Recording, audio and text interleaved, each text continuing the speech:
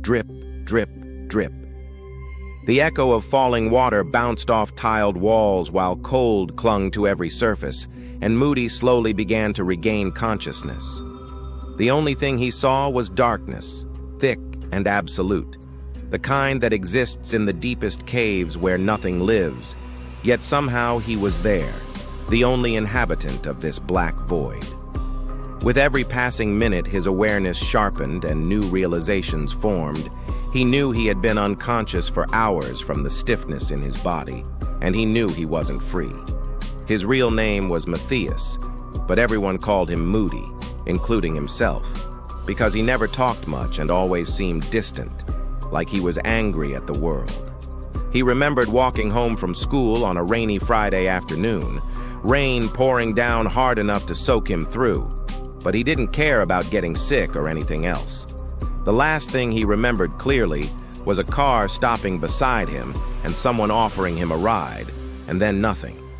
Now his right hand was chained tightly with metal cuffs to something immovable, something cold and unforgiving.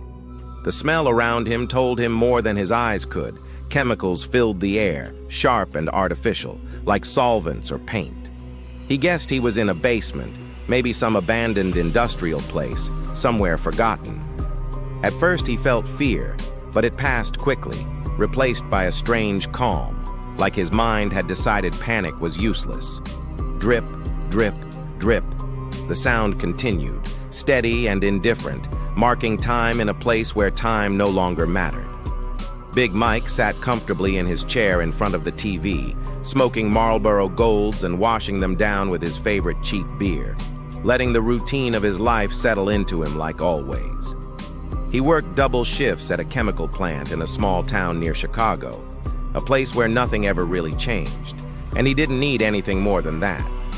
His day had been as boring as usual, a nagging boss, repetitive work, nothing worth remembering, until the drive home when he finally found what he had been looking for. Mike was a massive man, his size earning him his nickname back in school, and his past was something he buried deep, refusing to think about the things that shaped him. At exactly 7 in the evening, he stepped outside toward the tool shed behind his house, carefully stepping around puddles, and began choosing something for the night.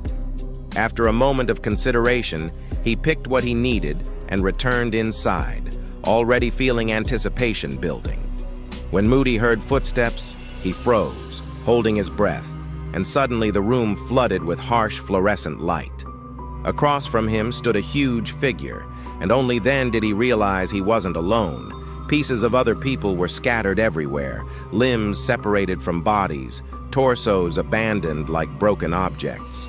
The floor was covered in a slick mixture of blood and something else, though the chemical smell overpowered everything, preserving what should have decayed.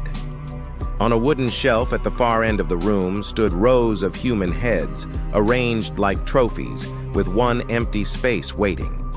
Mike looked at his collection first, satisfied, then at Moody, gripping a chainsaw in his hand, ready to begin, and without hesitation, he did exactly what he had planned, methodical and emotionless. By the time it was over, the basement was quiet again, and Mike returned upstairs to his chair as if nothing had happened, just another finished evening in a life that never changed.